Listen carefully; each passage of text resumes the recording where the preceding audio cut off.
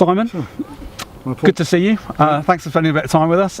We are down in Brentwood, in Essex, Weald Park, one of your running routes, I believe. That's right, yes. One of my favourite haunts.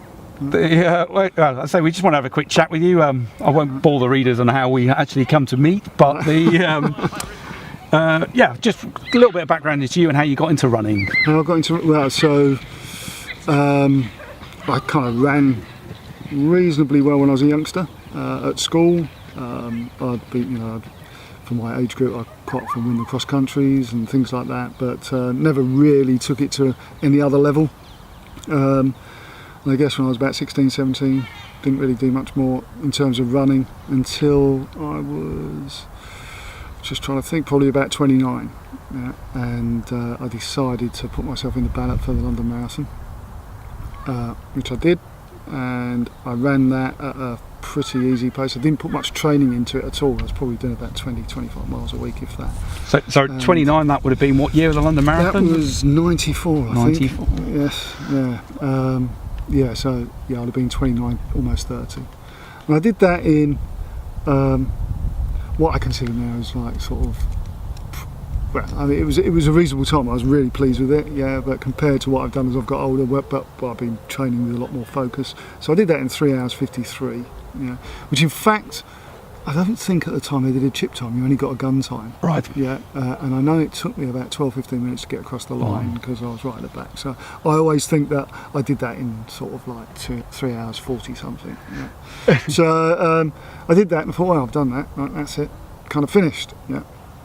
And I'd always kind of kept myself reasonably fit. Not competitive or anything like that, but I quite often be going to the gym. I run on a treadmill, go on a stationary cycle, possibly just go for like sort of a 3 mile run, 5 mile run around the block and things like that. And my kids, I suppose, were getting a bit older and they were getting tired of me telling stories of when I ran the London Marathon. And they said, "Oh, Dad, do it again." No, I'm getting too old for that.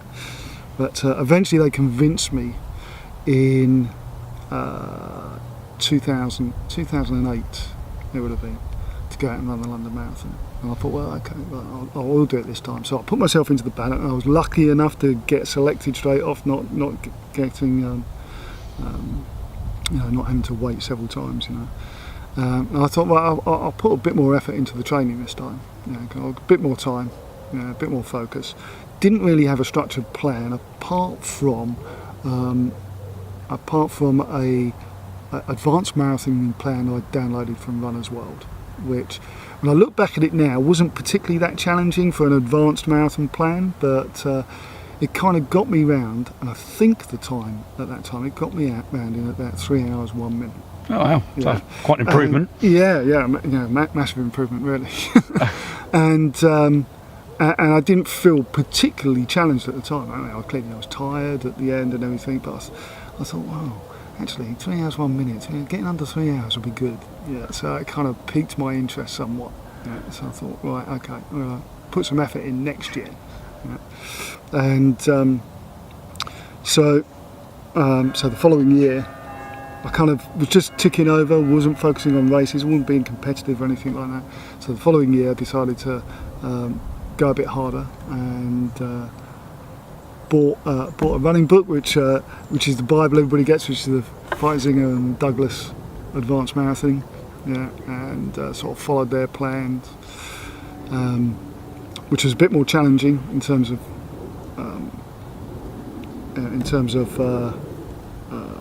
sort of the amount of training you had to do, and but I kept pretty close to the plan.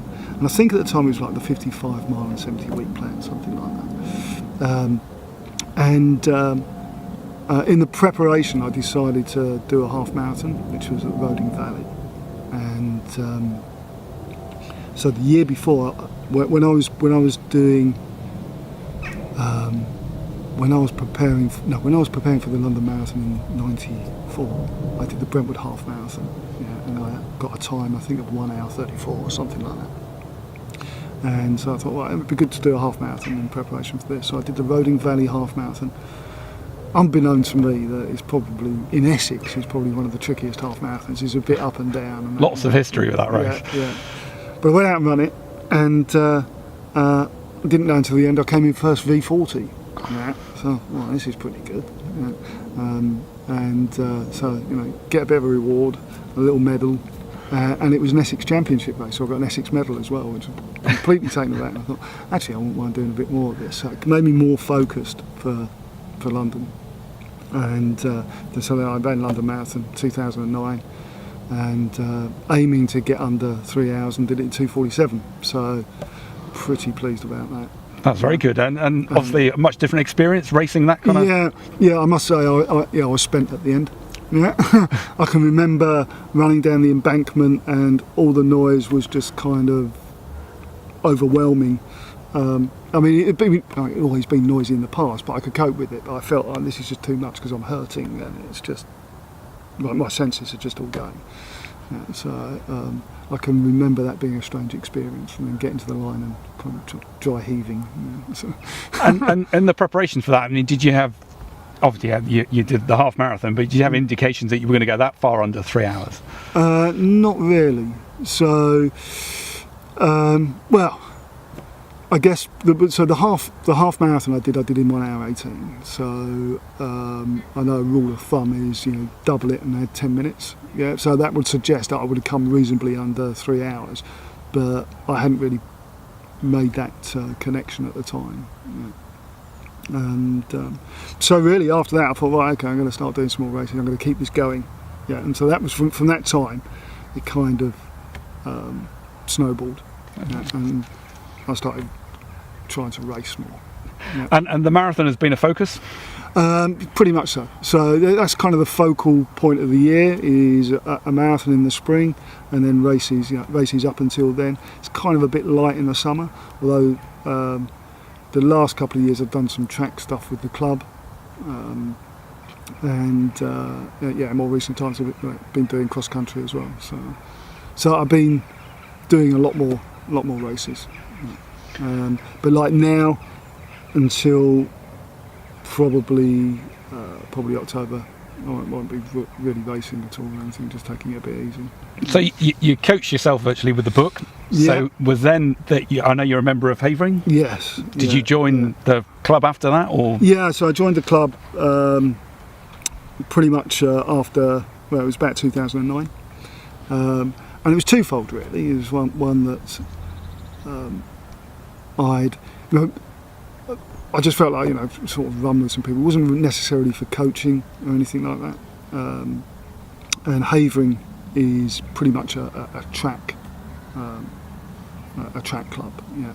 And I'm certainly not a track runner. Yeah. But also it's my boys. My boys had an interest in running, so I was quite keen for them to join a club. And so I thought if the three of us go along and sort of make a family affair of it. So. And then the next race, London?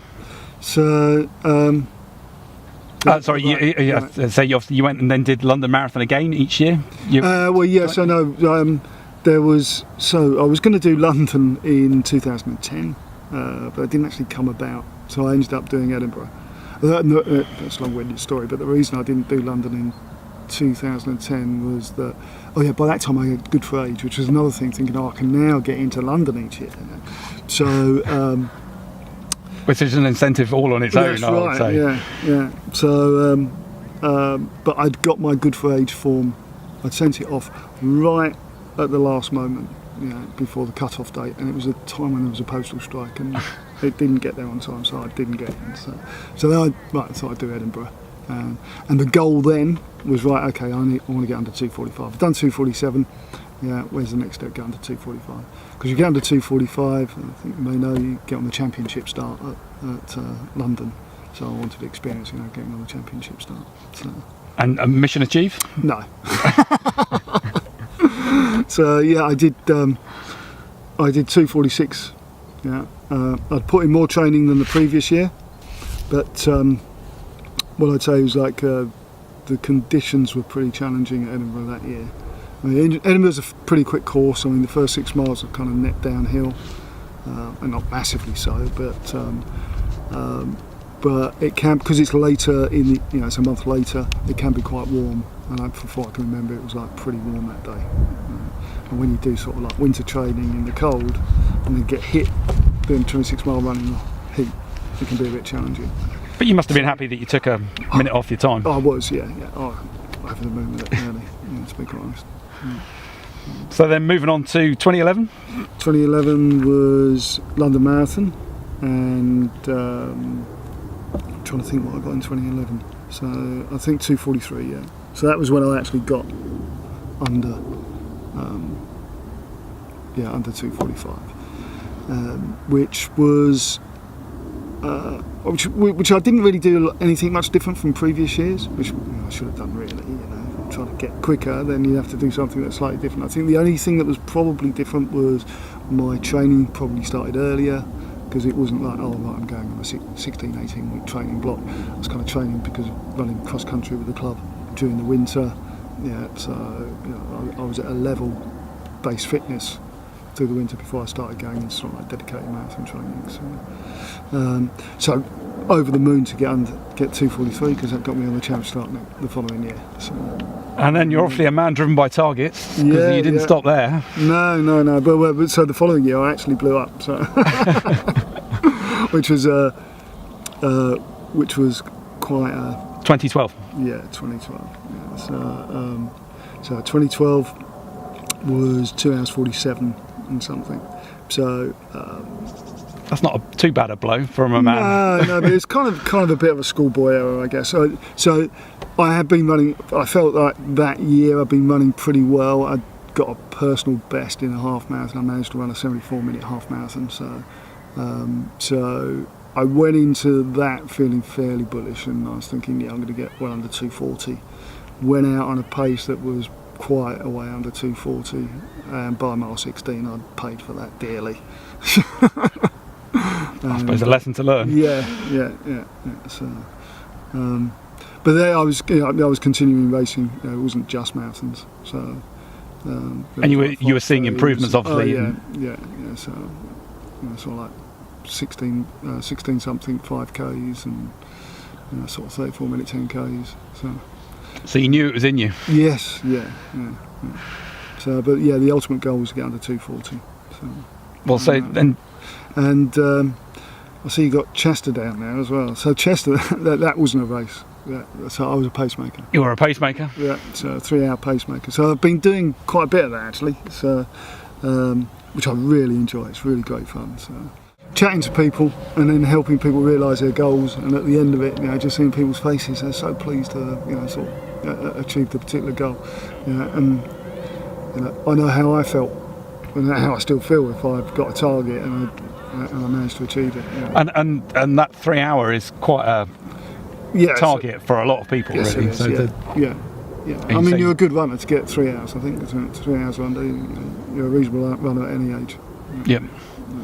So, and I assume that helps you with your running as well, Oh yeah, it's part of a training. So it's training. Nothing goes to waste, really. Yeah. So. And obviously, learning to run to pace. Yeah, I think so. Yeah. Well, I'm going to jump straight into 2014, because obviously that's when a lot of very exciting things happened. Yeah. But you ran 3 marathons in 2014. Was it 3? Yes, it was. You down at Holstead, London, and Edinburgh, and Manchester. And Manchester. So that's 4. Four. Sorry, I was leading up to Edinburgh. The 3 leading up to Edinburgh. Yeah, so Manchester led up to Edinburgh as well. Oh, of course. So Manchester was the week after London.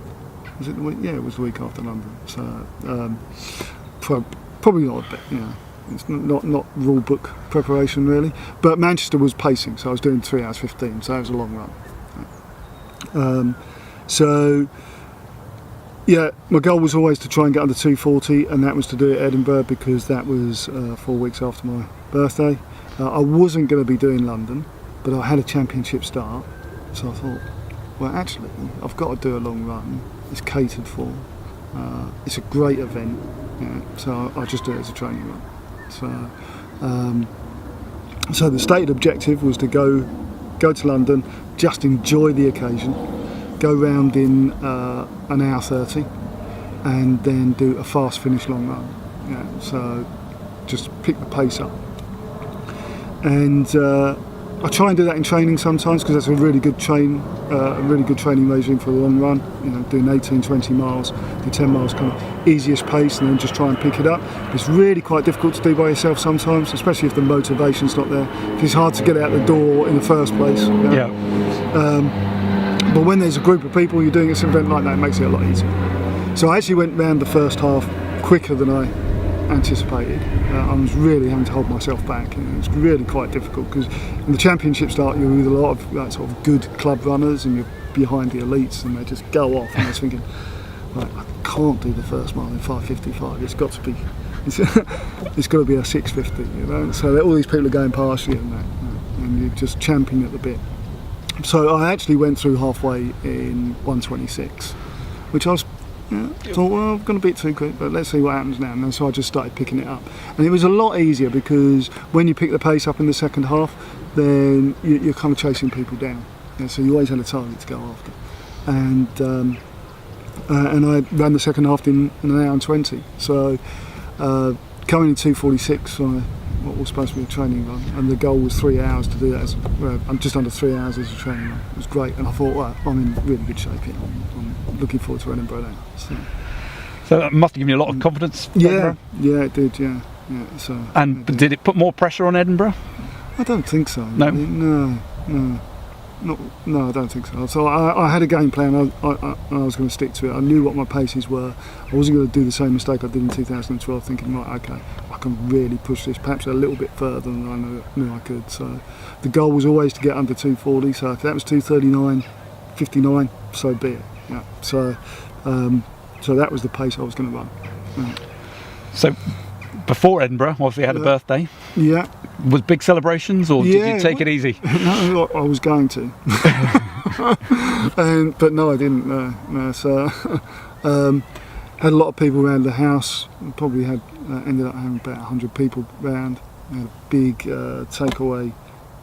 There's an Indian down by Brentwood Station that does these great big vats of curry and rice, and they delivered it to us. And the Brentwood Brewing Company, I bought a couple of barrels of beer, and that was quaffed considerably. So it wasn't the greatest of training plan, but I still managed to, and that was on the Saturday night. I still managed to get my long run in on the Sunday. So. Oh, very good, very good. Yeah. And Edinburgh. So did you chat us through Edinburgh? Obviously, you've run it before. Yeah. So I kind of knew what to expect. The conditions were just brilliant for sort of marathon running that day. You're always kind of wondering, if it's going to be too hot or anything. The only thing was it did get a bit windy, but I didn't notice that to begin with, because you start in the city and then you run down to the river estuary, and then as soon as you get down there, it gets fairly windy. Met a few people I knew at the start, had a chat with them. That are pretty reasonable runners. Jason Cherryman, Kerry Liam Wilson, who's the V40 champion in Scotland. So a few people there sort of I know either on social media through running or bumped into them other races. So I chat with them, fairly cool and comfortable.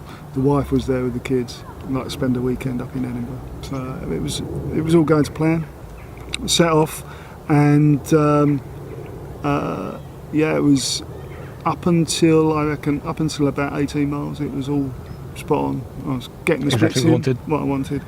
The only thing was the wind, I would say, was challenging between about mile 7 to 18.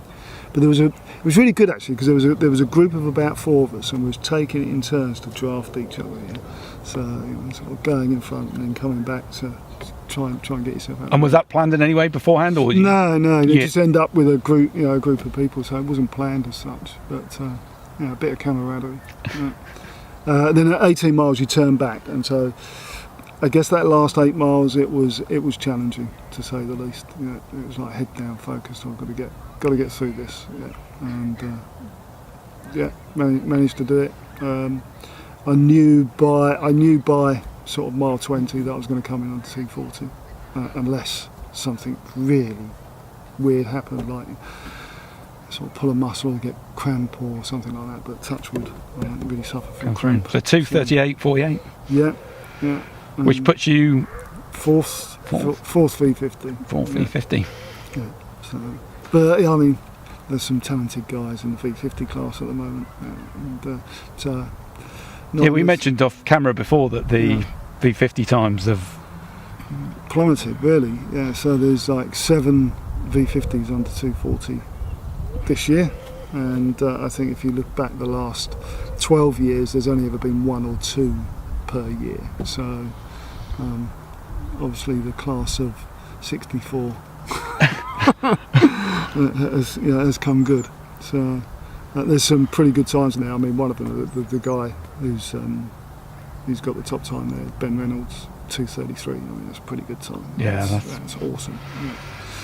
So that's my next target. I was just about to say, you're obviously a man who likes set himself a challenge and achieve that.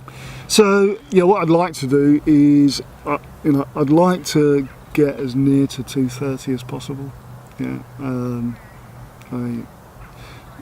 As you get older, you don't recover as quickly, so you can't put necessarily as much training in. But I think there's always a bit of scope there's a bit of slack I could put a bit more training in without actually my wife threatening divorce. So. But I mean, looking at 2014, I mean, to do 4 marathons, I only had you down at 3, and I was thinking that was a lot. So to do 4, you're obviously a man who you can recover. And I guess so. But it's the week in, week out training. Yeah. So it's taken me a bit longer to recover from the Edinburgh Marathon. I mean, I did take some time off after that, but the other ones didn't really. I could go for a run the following day. I wasn't feeling it really, but just have to be a bit careful, especially. I do tend to have a bit of a problem with my Achilles, so I kind of have to manage that, which means that in my training I tend not to do much traditional speed work. I won't really do sort of like 800 or mile repeats because it just plays on my Achilles. So it's things like that. So. And in terms of races, have you got plans coming up? No, nothing firm or concrete in the diary at the moment. So the cross-country season will start at the end of September, so I intend to run for the club in that. I'll probably run I will run the Vets, Essex Vets cross-country. There will be some Essex Championship Road races, which for the life of me I can't remember when they are. But I will as long as I'm fit, I'll enter those. But my goal again for next year will be sort of London and getting a quicker time. So London's the focus. London's the focus. But having said that, I would dearly like to be quicker on the 5Ks and the 10Ks. I don't really do enough of those. I'm thinking perhaps I should do a few more park runs. I've only done a couple, so just do some park runs to get that shorter leg turn. The leg turnover quicker over those shorter distances. I'd like to think I could get nearer 16 minutes or even under that for 5k and get under 34 for the 10k. So they're kind of other ancillary goals as well. And I notice you use Run Britain rankings. Yeah. And you found that useful because you're obviously a man who's improved over time. Yeah, I do. Yeah. Well, more to see what the competition's doing and seeing how other people are performing. Yeah. I'm quite into stats and figures and things. Yeah. So it's probably on that Edinburgh's decision not to release the results was something that probably hit you fairly hard. I was sorely disappointed about it. Yeah, it was. I was quite aggrieved at the time, and kind of made myself known to the organisers that I didn't think it was a particularly good decision or the right decision, and I wasn't the only one, and to some people it doesn't really matter, but then to another group of people that sort of treat themselves as competitive runners, then that sort of thing does matter. Yep. And hats off to the organisers. They rescinded on that decision, and and said, yeah, well, okay, we made a mistake, we'll do this. So I think they acted pretty nobly in the end. Not too sure why they made the decision in the first place, but that's by the by, really. In terms of advice for runners getting Right. later on in age, yeah, I want to say how I say that, because I'm heading that way myself. Right. You know, you did your first marathon for fun. Yeah. You did it again to Yeah. keep the kids quiet, and then you obviously realised you were good at it and you had some talent. And So really, to have a goal, I think overall consistency. You know, have a plan, stick to it as much as possible, you know, but be consistent. You know. And you know, I don't think for me, athletes to people who are doing it recreationally, you know, there's always moments when you don't want to go out the door. You know.